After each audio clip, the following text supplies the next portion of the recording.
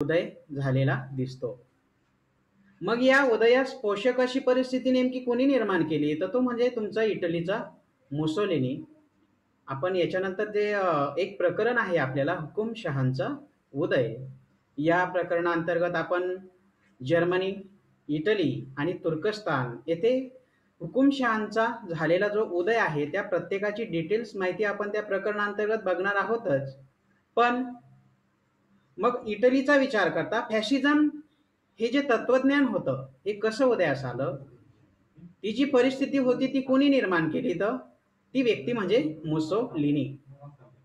आता या मुसोलिनीने काय केलं त्या काळामध्ये देशाची जी अंतर्गत परिस्थिती होती त्याचा फायदा घेता अनेक वेगवेगळ्या संघटना छोट्या मोठ्या या देशामध्ये उदयास आलेल्या होत्या. पर्यायीनं काय तर मुसोलिनीने या फॅशिस्ट पक्षाची स्थापना कशी केली? या सर्व संघटनांना एकत्र केलं आणि त्यांच्या माध्यमातून या फॅशिस्ट पक्षाची स्थापना केली. मग या फॅशिस्ट पक्षाचं जे तत्वज्ञान आहे यालाच फॅसिझम असं म्हटलं जातं. पुन्हा असंही म्हटलं जातं की फॅसिझमचं स्वतंत्र असं तत्वज्ञान नाही. म्हणजे विचारवंत जे आहेत वेगवेगळे त्यामध्ये मॅकेवेली आहे, हेगेल आहे, सोरेल, निस्से यासारख्या विचारवंतांनी जे त्यांचं तत्वज्ञान मांडलंय या तत्वज्ञानाची जी सरमिसळ आहे थोडक्यात यालाच फॅशिस्ट तत्वज्ञान असं म्हटलं जातं. पुन्हा एकदा लक्षात ठेवा फॅसिझमचा उदय कुठे झाला तर इटलीमध्ये आणि त्याला जी पोषक जे वातावरण होतं ते कुणी तयार केलं तर तो म्हणजे इटलीचा मुसोलिनी. आता प्राचीन रोमन जी संस्कृती होती त्यामध्ये एकतेचं प्रतीक म्हणून एक विशिष्ट असं सिंबल वापरलं जायचं काठ्यांचा जुडगा. आता फॅसिझम या शब्दाची निर्मिती नेमकी कशी झाली आपण बघतोय. काठ्यांचा जुडगा आणि त्यालाच इंग्लिशमध्ये म्हटलं जातं फॅसिस. मग त्या फॅसिस पासून तो फॅसिझम शब्द किंवा त्या शब्दाची निर्मिती झालेली दिसते. लॅटिन भाषेमध्ये देखील फॅसेट नावाचा एक शब्द आहे आणि या शब्दापासूनच इटालियन भाषेमध्ये फॅसिझमो शब्द आला आणि अगदी त्याच्यापासून पुढे फॅसिझम ही संज्ञा वापरात आलेली दिसते. आता फॅसिझम म्हणजे नेमकं काय म्हणता येईल? शांतता, समाजवाद, लोकशाही आणि व्यक्ती स्वातंत्र्य हे जे 4 तत्व आहे या तत्वांना पायदळी तोडून राज्याची स्थापना करण्यासाठी मुसोलिनीने काय केलं ज्या काही बऱ्या वाईट घटना किंवा ज्या गोष्टी घडवून आणल्या आणि त्याला जो तात्विक मुलामा दिला गेला त्याला फॅसिझम असं म्हटलं जातं. म्हणजे फॅसिझम ही सुसंगत अशी विचारसरणी नव्हे. म्हणजे त्याच्यामध्ये काय अपेक्षित आहे तर तत्वांपेक्षा उद्देशांवर भर, विचारांपेक्षा कृतीवर भर दिला जातो. थोडक्यात एका हुकुमशहाच्या तालावर नाचणारी ही विचारधारा मानली जाते किंवा तिला चळवळ देखील म्हटलं जातं. हुकुमशहाच्या तालावर नाचणारी तर चळवळ म्हणजे फॅसिझम होय. साम्यवादाच्या भीतीतून निर्माण झालेली व हुकुमशाहीचा स्वीकार करणारी विचारधारा म्हणजे फॅसिझम अशी देखील एक व्याख्या केली जाते. आता फॅसिझमच्या म्हणजे ती जी तत्वे आहे फॅसिझमची तत्वे तुम्ही काय म्हणाल नेमकं? मुळात फॅशिस्ट पक्षाच्या तत्वज्ञानाला फॅसिझम असं म्हटलं जातं. मग फॅसिझमची तत्व जी आहे वेगवेगळी ही तत्व त्या मुसोलिनीने एक ग्रंथ प्रकाशित केलेला होता साधारणतः 1932च्या दरम्यान डॉक्टराईन ऑफ फॅसिझम या ग्रंथामध्ये त्याने त्या तत्वांची किंवा त्या वैशिष्ट्यांचा उल्लेख त्याने त्याच्यामध्ये केलेला आहे. म्हणजे लोकशाही व साम्यवाद या विचारांना फॅसिझम पूर्णपणे विरोध करतो. त्यांना साम्यवाद देखील मान्य नाही आणि लोकशाही देखील त्यांना मान्य नाही. म्हणजे थोडक्यात ते त्याला विरोध करतात. आता मुसोलिनीच्या किंवा त्या फॅसिझमच्या तत्वज्ञानानुसार एक महत्वाचं तत्व मांडण्यात आलेलं आहे ते म्हणजे व्यक्तीपेक्षा राष्ट्र श्रेष्ठ असतं. म्हणजे थोडक्यात व्यक्तीला महत्व देण्यापेक्षा त्यांनी राष्ट्राला अधिक महत्व दिलेलं दिसतं. मुसोलिनीच्या मते मग तो काय म्हणतो म्हणजे त्याच्या दृष्टिकोनातून फॅसिझमची व्याख्या तो कशी करतो की युद्धप्रियता, आक्रमक राष्ट्रवाद आणि आर्थिक स्वयंपूर्णता असलेली विचारधारा म्हणजे फॅसिझम होय. येते लक्षात? म्हणजे वेगवेगळ्या, आता मुसोलिनीने असं मत व्यक्त केलं. कारण की आपण अगोदर बघितलं की मॅकेवेली, हेगेल, सोरेल, निस्टे यांनी जे तत्वज्ञान मांडलं याची सरमिसळ म्हणजे थोडक्यात कुठेतरी तुमचा फॅसिझम किंवा फॅसिस्ट तत्वज्ञान होय. त्यांचं सेपरेट असं तत्वज्ञान नव्हे. या सर्वांच्या तत्वज्ञानातून त्यांनी थोडं थोडं घेऊन ते फॅसिझमचं तत्वज्ञान निर्माण केलेलं दिसतं आणि त्या माध्यमातून हे फॅसिझमचं तत्वज्ञान पुढे हुकुमशाहीच्या त्या एका तत्वावर आधारलेलं दिसतं. पण त्याच्यामध्ये व्यक्तीपेक्षा राष्ट्राला अधिक महत्त्व देण्यात आलेलं आहे. म्हणूनच मुसोलिनी पुढे काय म्हणतो की युद्धप्रियता, आक्रमक राष्ट्रवाद आणि आर्थिक स्वयंपूर्णता असलेली विचारधारा म्हणजे फॅसिझम होय. आणि हीच विचारधारा राष्ट्राला किंवा त्या देशाला प्रगतीच्या दिशेने घेऊन जाते. म्हणजे ही विचारधारा तुम्ही अंमलात आणत असाल, तिची प्रत्यक्ष कार्यवाही करत असाल, तरच तुमचा देश प्रगतीच्या दिशेने झेप घेईल, अन्यथा देशाची प्रगती होणार नाही, असं मुसोलिनी सांगतो. आता आणखी एक म्हणजे फॅसिझमची व्याख्या करताना आणखी एक व्यक्ती काय म्हणते, ज्या व्यक्तीचं नाव आहे हन्स कोहेन. हा एक विचारवंत आहे हन्स कोहेन. म्हणजे फॅसिझम ची व्याख्या करताना तो नेमकं काय म्हणतो, मध्यम वर्गीय व भांडवलदारांना विरोध करणारी चळवळ म्हणजे फॅसिझम होय. असं कोण म्हणतं, हन्स कोहेन. ठीक आहे, हा झाला फॅसिझम किंवा फॅसिस्टवाद ज्याला म्हटलं जातं किंवा फॅसिस्ट तत्वज्ञान. पुन्हा एकदा थोडं रिवाइज करतो. पहिल्या जागतिक महायुद्धानंतर इटलीमध्ये फॅसिझमचा उदय झालेला दिसतो. मग ती परिस्थिती अगदी पोषक वातावरण निर्माण कोणी केलं तर तो म्हणजे तुमचा मुसोलिनी. मॅकेवेली, हेगेल, सोरेल, निस्टे यासारख्या व्यक्तींच्या तत्वज्ञानातून काहीतरी थोडंफार उचलून म्हणजे त्यांच्या तत्वज्ञानाची जी सरमिसळ असेल ते म्हणजे तुमचं फॅसिस्ट तत्वज्ञान. मग तो फॅसिझमचा उदयच कसा आला, त्या शब्दाची निर्मिती कशी झाली.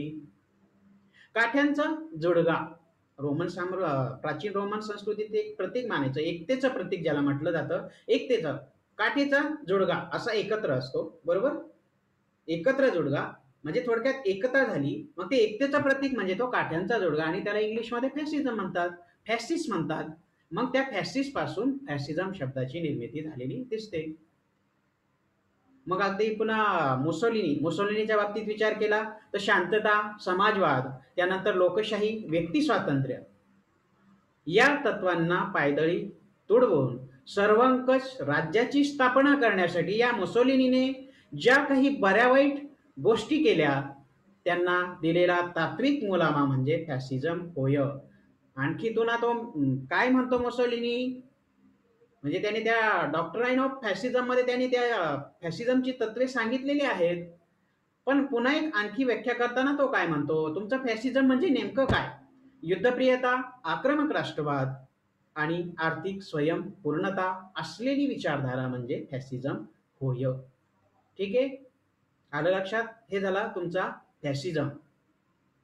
आता याच्यानंतरची जी पुढची संकल्पना आहे ती म्हणजे शीत युद्ध, ज्याला इंग्लिशमधनं कोल्ड वॉर असं म्हटलं जातं. आता शीतयुद्ध म्हणजे अगदी बघा, शीत, कोल्ड याच्या अर्थावरून त्याचा अर्थ काढू नका. कोल्ड म्हणजे थंड होतं, शीत म्हणजे मराठीत थंड. थंड वगैरे काही प्रकार नाहीये हा. नाहीतर तुम्ही लिहाल शीतयुद्ध म्हणजे थंड प्रदेशात वगैरे वगैरे बर्फाच्या प्रदेशात खेळलं जाणारं युद्ध, असं नाही. व्यवस्थित ध्यानात ठेवा. मी बऱ्यापैकी एक्सप्लेन करून तुम्हाला सांगतोय, व्यवस्थित लक्ष द्या, ऐका. आता आपण बघितलं दुसरं जागतिक महायुद्ध जे 1939 साली सुरू झालेलं होतं. या युद्धाची समाप्ती कशी झाली. हिरोशिमा आणि नागासाकी ही जी दोन शहरं होती जपानची, यावर अमेरिकेने जो अणुबॉम्ब हल्ला केला, त्या अणुबॉम्ब हल्ल्यानंतर थोडक्यात या दुसऱ्या महायुद्धाची समाप्ती झाली, ते युद्ध संपुष्टात आलं. पण पुढील काळामध्ये काय झालं, ज्या राजकीय घडामोडी होत्या, जे अंतर्गत हस्तक्षेप होते, जे वातावरण होतं, त्याची परिणिती कशात झाली. दोस्त राष्ट्रांमध्ये देखील एक संशयाचं आणि अविश्वासाचं वातावरण निर्माण झालेलं होतं. मग या अविश्वासाच्या, या संशयाच्या वातावरणानेच पुढे ती जागा कोणी घेतली? तर शीतयुद्धाने. आता शीतयुद्ध थोडक्यात कशाला म्हणाल तुम्ही? आता ही जी संकल्पना आहे, या संकल्पनेचा प्रथम जो वापर होता तो कोणी केला? तर एक राजकीय विचारवंत आहे, बर्नार्ड बरोच. नाव नीट लक्षात ठेवा, बर्नार्ड बरूच.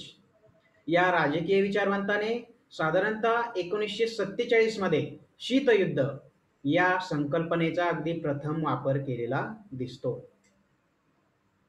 आता सध्या ऑब्जेक्टिव्ह फॉर्मॅटमध्ये एक्झाम होते टीवायची, अगदी फायनल इयरची. दैव करो तुमची तशी एक्झाम तुमच्या काळात नसो, तो आपल्याकडे ऑलरेडी डिस्क्रिप्टिव्ह लिखाण असतं, ब्रॉड क्वेश्चन्स असतात, टिपाद्या असतात, असा तुमचा परीक्षेचा फॉर्मॅट असतो. अगदी आता तुम्हाला परीक्षेचं स्वरूप किंवा त्या प्रश्नपत्रिकेचं स्वरूप मी आतापर्यंत सांगितलेलं पण नाही, आयडिया पण दिलेली नाहीये, त्याची सध्या गरज नाही. जेव्हा तुम्हाला मी आवश्यकता आहे त्यावेळी ते सगळं एक्सप्लेन करेल. कोणता प्रश्न किती मार्क्सला असतो, किती पेजेस उत्तर लिहायची, कोणते मुद्दे अंतर्भूत करायचे, हे सर्व तुम्हाला अगदी डिटेल्समध्ये मी सांगेन. मग आता दुसरं जागतिक महायुद्ध संपलं आणि जगाची जी विभागणी होती ती पुन्हा 2 गटामध्ये झालेली दिसते. एक जो गट होता तो अमेरिकेच्या वर्चस्वाखाली होता, म्हणजे त्याच्यामध्ये इंग्लंड, फ्रान्स यासारख्या लोकशाही प्रधान राष्ट्रांचा त्यामध्ये समावेश होता. म्हणजे थोडक्यात अमेरिकेचा एक गट जो लोकशाही प्रधान गट होता. आणि 2 गटाची विभागणी झाली ती म्हणजे हा पहिला गट, आणि दुसरा गट म्हणजे रशियाच्या आधिपत्याखाली असलेला तुमचा तो साम्यवादी गट. म्हणजे काय झालं, 2 गट पडले. एकीकडे होता साम्यवाद, दुसरीकडे होता लोकशाही. एकीकडली लोकशाही आणि दुसरीकडे साम्यवाद. म्हणजे या 2 विचार प्रणाली झाल्या थोडक्यात, लोकशाही, साम्यवाद. 2 गट, अमेरिका, रशिया. म्हणजे जागतिक महासत्तांच्या उदयामध्ये या दोन्ही राष्ट्रांचा आपण अगदी डिटेलमध्ये आढावा घेणार आहोतच. मग या राष्ट्रांनी पुढील काळामध्ये काय केलं? आपलं वर्चस्व जगावर कसं प्रस्थापित करता येईल याच्यासाठी त्यांच्यामध्ये हालचाल सुरू झाली. थोडक्यात एक स्पर्धा सुरू झाली. मग ही स्पर्धा म्हणजेच थोडक्यात शीतयुद्ध होय.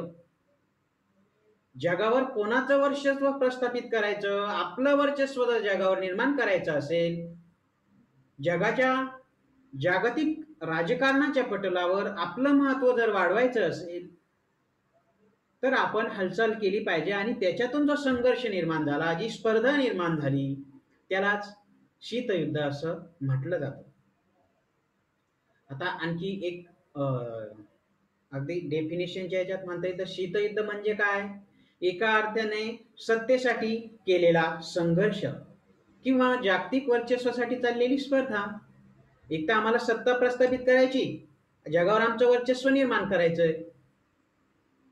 मग हे जागतिक वर्चस्व निर्माण करायचं असेल तर काहीतरी संघर्ष केला पाहिजे. मग त्यातून जी स्पर्धा सुरू होते थोडक्यात, ती शीतयुद्धामध्ये अभिप्रेत म्हणजे उल्लेखित दिसते. साम्यवाद व लोकशाही या थोडक्यात एक परस्पर विरोधी विचारसरणी होत्या. म्हणजे थोडक्यात या साम्यवाद आणि लोकशाही या परस्पर विरोधी विचारसरणीचा आविष्कार देखील या शीतयुद्धामध्ये झालेला आपणास दिसतो. आणखी एका वेगळ्या भाषेत काय सांगता येईल? शीतयुद्ध म्हणजे युद्ध विरहित स्पर्धा. आता युद्धविरहित तुम्ही म्हणाल असं का म्हणताय बा? युद्धविरहित तुम्ही तर वर स्पष्ट म्हणताय की शीतयुद्ध, त्याच्यामध्ये युद्ध शब्द आलाय. युद्ध शब्द म्हणजे थोडक्यात प्रत्यक्ष रणांगणावर जायचं, तुमची वेगवेगळी शस्त्रास्त्र घ्यायचं आणि समोराला एकमेकाला विरोध करायचा असं नव्हे. शीतयुद्ध प्रत्यक्ष रणांगणावर लढलं जात नाही, हे लक्षात ठेवा बरं का. शीतयुद्ध म्हणजे थोडक्यात काय, हे जे 2 गट पडलेले होते, एक अमेरिका आणि दुसरा जो होता रशिया. म्हणजे थोडक्यात लोकशाही विचार प्रणालीचा एक राष्ट्रगट आणि दुसरा साम्यवादी विचार प्रणालीचा राष्ट्रगट.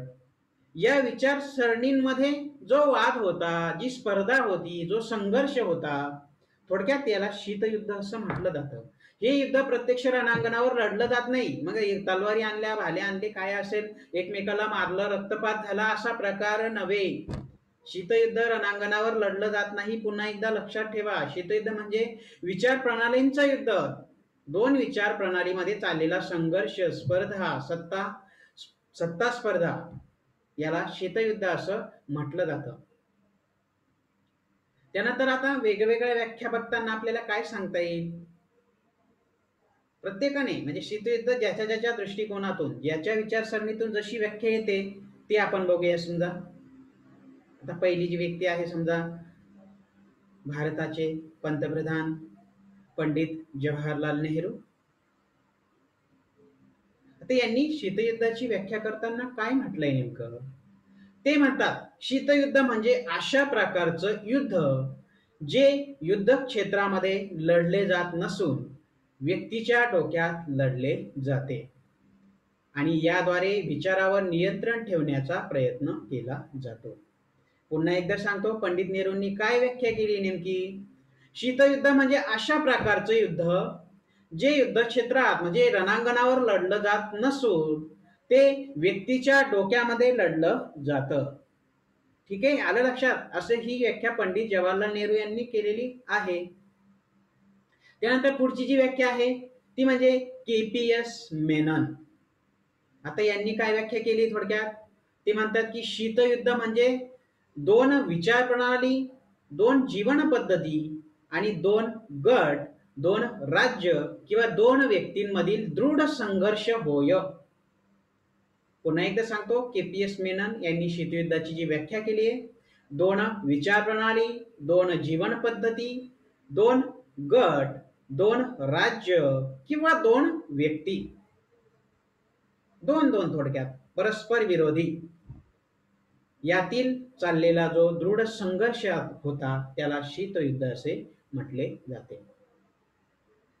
त्यानंतर ऑक्सफर्ड शब्दकोश, ऑक्सफर्ड डिक्शनरी काय सांगते? ऑक्सफर्ड डिक्शनरीनुसार तुमच्या त्या शब्दकोशानुसार शीतयुद्धाची नेमकी व्याख्या काय होते?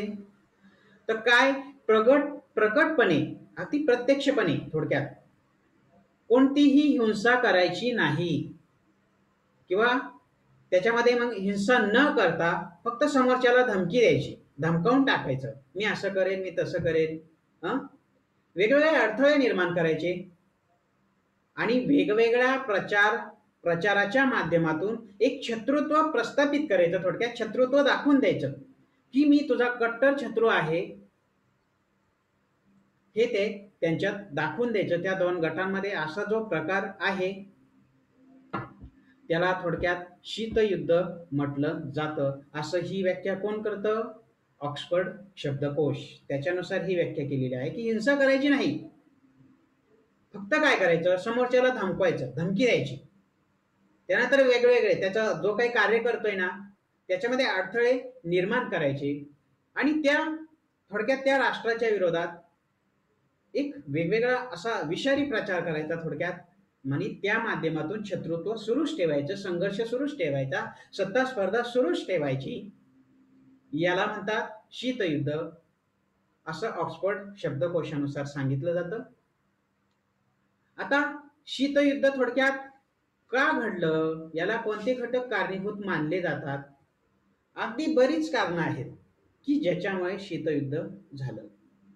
पण सर्वप्रथम दुसरं जागतिक महायुद्ध संपलं आणि अगदी आपण विचार केला तर समजा काय की जेव्हा ते युद्ध संपलं पण एक साशंकतेचं वातावरण निर्माण झालं, अविश्वास निर्माण झाला एकमेकांमध्ये. आम्ही जरी दोस्त राष्ट्र आहोत तर आमच्यामध्ये विश्वास नाहीये. मग हा जो प्रकार झाला, थोडक्यात हा जो अविश्वास निर्माण झाला, हा जो संशय निर्माण झाला, याची जागा पुढे शीतयुद्धाने घेतलेली दिसते. म्हणजे थोडक्यात दुसऱ्या जागतिक महायुद्धामध्ये ज्या वेगवेगळ्या घडामोडी घडून आल्या ते महत्वाचं कारण शीतयुद्ध सुरू होण्यास कारणीभूत मानलं जातं. त्यानंतर महासत्तांमध्ये झालेला सत्ता संघर्ष, म्हणजे एकीकडे रशिया होता आणि दुसरीकडे होता तुमचा तो अमेरिका. या दोन महासत्ता होत्या, यांच्यामध्ये जो सत्ता संघर्ष चालू होता, कशासाठी? तर जगावर आपलं वर्चस्व प्रस्थापित करण्यासाठी, जागतिक राजकारणात आपलं नाव तयार करण्यासाठी, आपलं नाव निर्माण करण्यासाठी, आपली प्रतिष्ठा निर्माण करण्यासाठी जो संघर्ष चालू होता थोडक्यात, या महासत्तांमधील संघर्ष देखील पुढे शीतयुद्धास कारणीभूत ठरलेला दिसतो. त्यानंतर समजा वेगवेगळे करार झाले, वेटो असेल, याल्टा वगैरे असे अनेक करार झाले त्यावेळेस त्या युद्धानंतर. मग हे या करारामधील ज्या काही अटी होत्या याच्यामधून देखील काय झालं, थोडक्यात पुढे करारांचं थोडक्यात पालन नाही झालं. या करारांचं उल्लंघन होत गेलं आणि हेच पुढं कुठंतरी या शीतयुद्धास कारणीभूत ठरलेलं दिसतं. त्यानंतर अमेरिकेने काय केलं, आपलं संशोधन कार्य सुरूच ठेवलं. अणुबॉम्ब अगदी त्या जपानच्या हिरोशिमा नागासाकी या शहरावर जे अणुबॉम्ब टाकले ते अमेरिकेने टाकलेले होते. त्याला कारण असं होतं की अमेरिकेचं पर्ल हार्बरवर, म्हणजे एक जे नाविक तळ होतं पर्ल हार्बर, या नाविक तळावर हल्ला झालेला होता. मग त्याचा बदला जर घ्यायचा असेल तर ते समूळ नष्टच करून टाकलं. त्या 2 शहरावर अणुबॉम्ब टाकले आणि पूर्ण शहर अगदी उद्ध्वस्त करून टाकलेले होते. म्हणजे त्याच्यानंतर अमेरिकेची पॉवर काय आहे बाबा, ही जगाच्या लक्षात आलेली दिसते. पण मग त्याच्यानंतरही अमेरिका थांबलेला नाही. संशोधन क्षेत्रामध्ये अनेक वेगवेगळे बदल, अनेक वेगवेगळे चेंजेस हा अमेरिका करत राहिला. रिसर्च त्याचा या संशोधन क्षेत्रामध्ये चालूच राहिला. मग थोडक्यात या संशोधन क्षेत्रामध्ये अमेरिकेने हा ठीक आहे संशोधन केलं, अणुसंशोधन केलं थोडक्यात. मग अणुसंशोधन करत असताना यांनी काय केलं, एकदम गुप्तता पाळली. अगदी आम्ही